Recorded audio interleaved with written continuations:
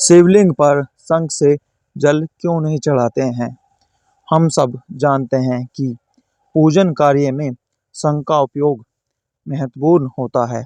लगभग सभी देवी देवताओं को शंख से जल चढ़ाया जाता है, पर शंख से जल चढ़ाना वर्जित माना गया है।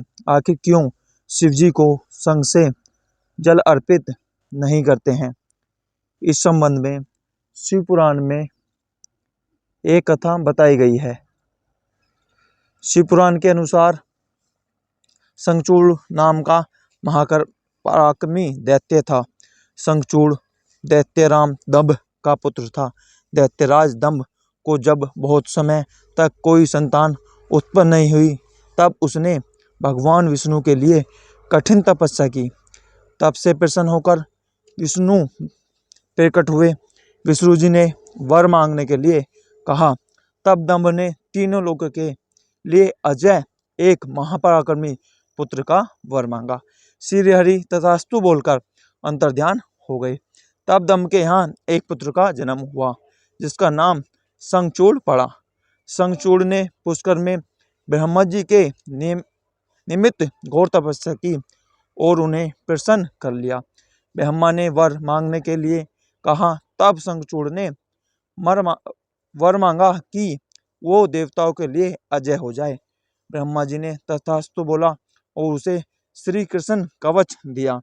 साथ ही ब्रह्मा ने शंखचूड़ को धर्मध्वज की कन्या तुलसी से विवाह करने की आज्ञा दी। फिर वे अंतर्ध्यान हो गए। ब्रह्मा की आज्ञा से तुलसी और शंखचूड़ का विवाह हो गया। ब्रह्मा और विष्णु के वरदान के मध्य में चूर दैत्यराज शंखचूड़ ने तीनों लोकों पर स्वामित्व स्थापित कर लिया। देवताओं ने त्रस्त होकर विष्णु से मदद मांगी, परंतु उन्होंने खुद दंभ को ऐसे पुत्र का वरदान दिया था। अतः उन्होंने शिव से प्रार्थना की।